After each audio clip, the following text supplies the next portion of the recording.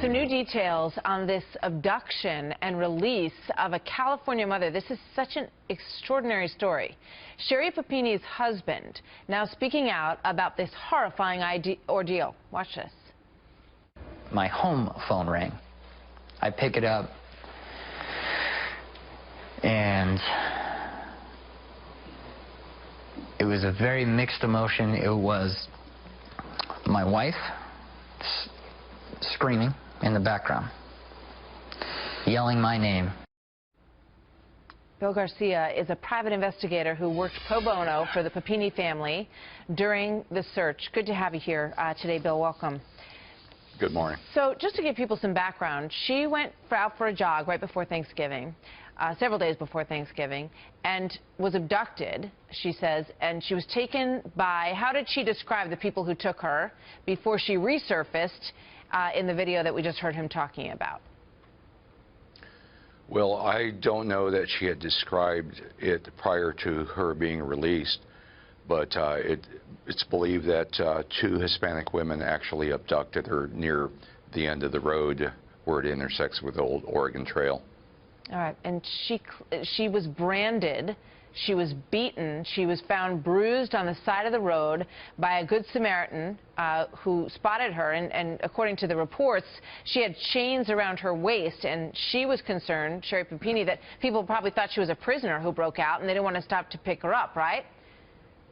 That's a good assumption, yes. Yeah. When you worked on this case, what did you think about what had happened to her? Because you claim that that it adds up in your mind, given what's going on in that area. It does. We often work volunteer on these cases, and we did in this case. Normally, we search for missing and abducted children. This was the absolute reverse. This was two children who lost their mother. So we monitored for a couple of days.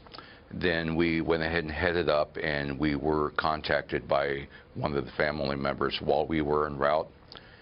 We were assigned particular types of searches, and we would report back at the end of each day initially. Okay, but tell me about what goes on in that area and why you think it's logical that she would be abducted. Sure. Well, the Interstate 5 corridor, especially along that area, is a high sex trafficking corridor. A lot of young ladies and some boys also go missing from that area, and I believe it can be attributed to the sex trafficking trade. I have worked that area for quite some time, and we know there's a large influx of Mexican cartel and sex trade. In those cases, what usually happens? Do they hold the person for 3 weeks, or do they make this horrific trade and move on? Why would they have held her for 3 weeks and then dumped her? Well, this whole story doesn't make sense. My suspicion is that once she was abducted, she became such a high-profile face that it would have put them in jeopardy and would have been a liability to her captors to actually put her out on the street to work. And I believe or suspect that that is why she was so badly beaten. These people don't like to lose money. They try to make money every single way they can. And once she became a liability, I believe they didn't know what to do with her, and the beatings and the hair cuttings and that type of actions began and continued throughout the duration of her being held captive. Before I let you go, I want to play another soundbite, excuse me, from the husband, so people can watch this. Let's play that. So then I get the phone, and, oh my God, honey, and of course she's screaming, it's very emotional, and I love you, I love you, I love you, oh my God, you're here, you're back, where are you? And then the phone gets like taken away from her, like super quick. You say this whole case doesn't add up. What did you mean by that? Well, this isn't normal circumstances for this type of abduction. Either she would have turned up somewhere in some other manner, or they would have kept her in the sex trade had they been able to for sometimes months, sometimes longer, and they do bounce back and forth. The corridor runs from Portland to Los Angeles, so that whole area is a sex trafficking route. So how do they get away? How do these two people, these two women that were described, how do they get away?